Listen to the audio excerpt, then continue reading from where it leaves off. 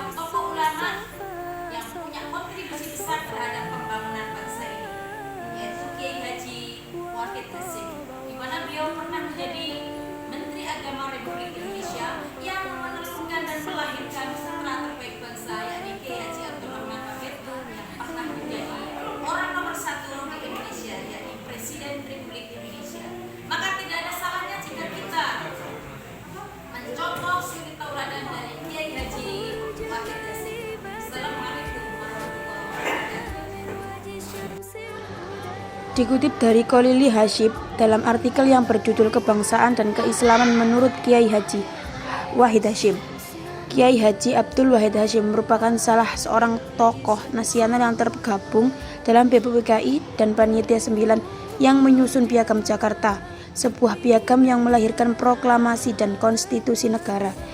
Muhammad Hatta, mantan Wakil Presiden Republik Indonesia, pernah menyatakan bahwa 7 kata dalam sila pertama tersebut adalah ide Kiai Haji Abdul Wahid Hasyim.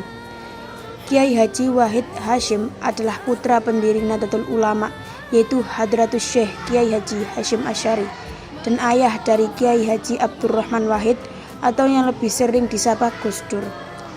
Kiai Wahid lahir pada 5 Rabiul Awal 1333 Hijriah atau 1 Juni 1914 Masehi di Jombang, Jawa Timur.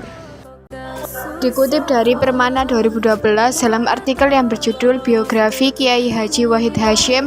Wahid Hasyim adalah anak kelima dari pasangan Kiai Haji Hasyim Asy'ari dan Nyai Nafihah.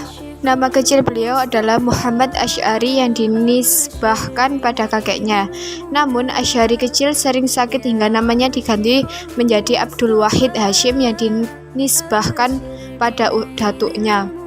Dikutip dari majalah Tempo edisi 18 April 2011, pada awal pendidikan Al-Quran, Mbah Hasyim sendiri yang mendiri putranya tersebut. Pada umur 7 tahun, beliau sudah mulai mempelajari kitab kuning. Kitab kuning di pesantren Tebu Ireng, pesantren yang didirikan oleh ayahnya sendiri. Kitab kuning yang beliau pelajari diantaranya adalah Fathul Qorib, Minhajul Qawim, Mutammimah, dan lain-lain.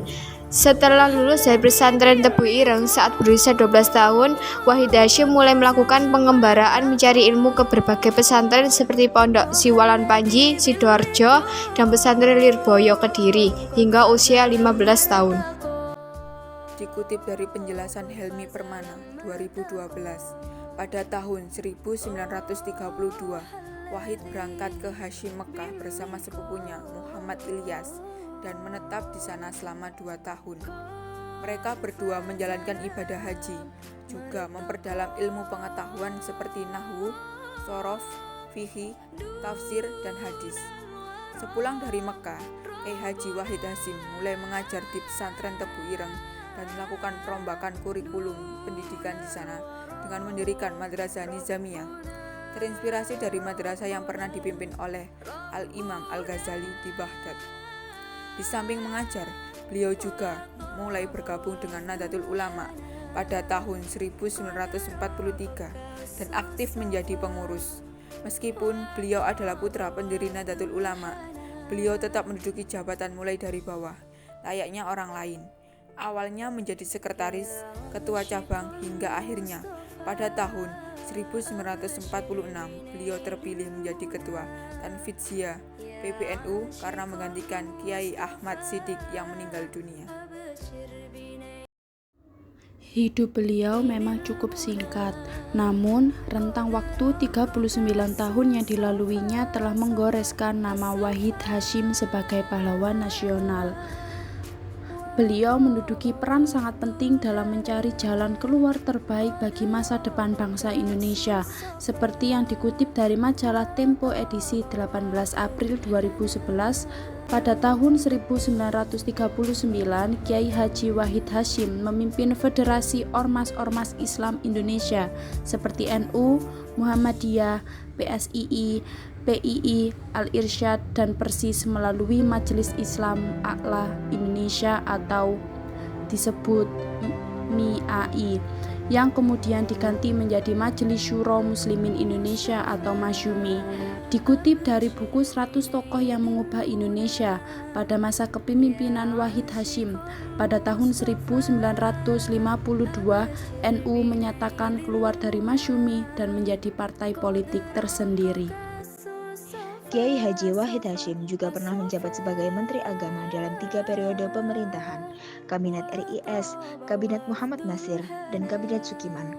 Di bawah kepemimpinannya, Departemen Agama mempunyai visi dan misi yang jelas. Madrasah dan perguruan tinggi Islam pun mulai banyak bermunculan di berbagai daerah. Beliau selalu dikenal sebagai sosok yang sangat bersemangat dalam mengembangkan peningkatan sumber daya manusia melalui pendidikan. Ulama dan tokoh nasional ini wafat pada 19 April 1953 lantaran kecelakaan mobil yang dialami beliau ketika akan menghadiri rapat NU di Sumedang, Bandung. Jenazah beliau kemudian dibawa ke Jakarta, kemudian diterbangkan ke Jombang untuk disemayamkan di pemakaman keluarga pesantren di Tebu Ireng.